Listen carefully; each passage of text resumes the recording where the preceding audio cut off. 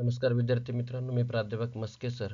आजच्या व्हिडिओमध्ये आपण फ्युचर परफेक्ट टेन्स की जो yes plus shall will plus have plus V3 plus O या सूत्राच्या माध्यमातून व्यक्त होतो. या काळामध्ये आपण एस नो टाईप क्वेश्चन कसे करावायचे, WH क्वेश्चन कसे तयार करावायचे आणि निगेटिव्ह सेंटेन्स कसे करावायचे ते आपण पाहणार आहोत. याच्या अगोदरच्या व्हिडिओमध्ये या काळाचं स्ट्रक्चर आपण व्यवस्थित नीट समजावून घेतलेला आहे की जो व्हिडिओ ऑलरेडी चॅनलवरती अपलोड केलेला आहे. तर आता ह्या तिन्ही गोष्टी वेगवेगळ्या वाक्यांच्या माध्यमातून आपण या ठिकाणी समजावून घेऊ. Sentence I shall have glance towards the roof of the club house. The roof of the club house underline आहे. याचा अर्थ ठिकाणदर्शक शब्द आहे. एस नो टाईप क्वेश्चन करताना काय करायचं, आपल्याला फक्त शाल आणि विलचा वापर वाक्याच्या सुरुवातीला करावायचा आहे. हॅव आहे त्याच ठिकाणी आपल्याला ठेवायची, त्याची जागा कसल्या प्रकारे आपल्याला बदलायची नाही. Shall I have glance towards the roof of the club house. Where shall I have glance towards. I shall not have glance towards the roof of the club house. आणि नेगेटिव्ह करताना शाल किंवा विलच्या पुढं या ठिकाणी नॉटचा वापर करावायचा आहे. We shall have taken the baby langur to our backyard. Shall we have taken the baby langur to our backyard. पुन्हा ठिकाणदर्शक शब्द असल्यामुळे वेअर नावाचा WH word. Where shall we have taken the baby langur. We shall not have taken the baby langur to our backyard. पुन्हा वाक्याचा करता we पासून आपण यू कडे जाऊया. You will have provided first aid to clean the wounds. Will you have provided first aid to clean the wounds.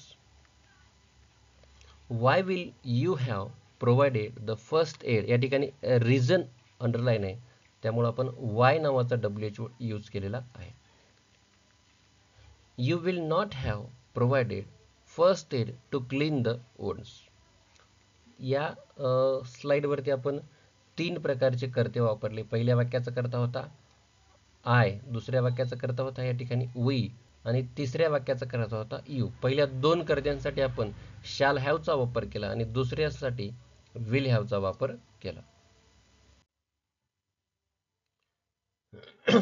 You will have made your first appearance in 1992. Will you have made your first appearance in 1992? When will you have made your first appearance?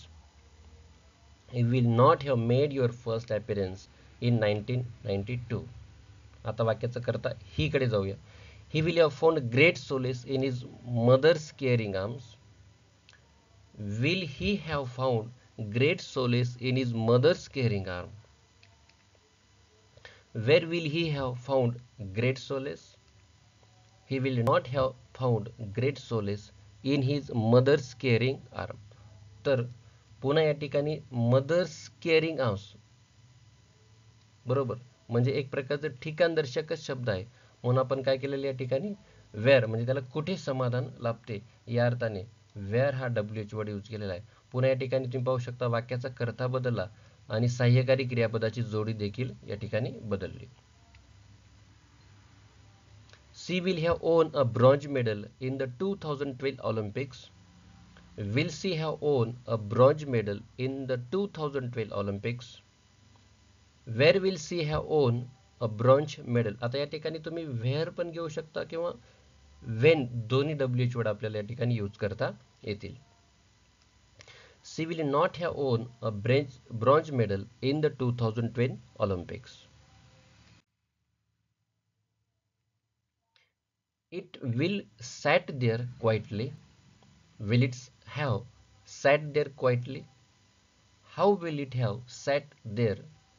It will not have sat there quietly. Quietly हे पुन्हा adverb आहे आणि आपल्याला माहिती आहे की ॲडवर्बसाठी आपण how नावाचा WH वर्ड या ठिकाणी यूज करतो, कारण क्वाइटली ॲडवर्ब आहे आणि ॲडवर्ब अधोरेखित असते, याचा अर्थ क्रियेची रीत त्या ठिकाणी दर्शविलेली असते.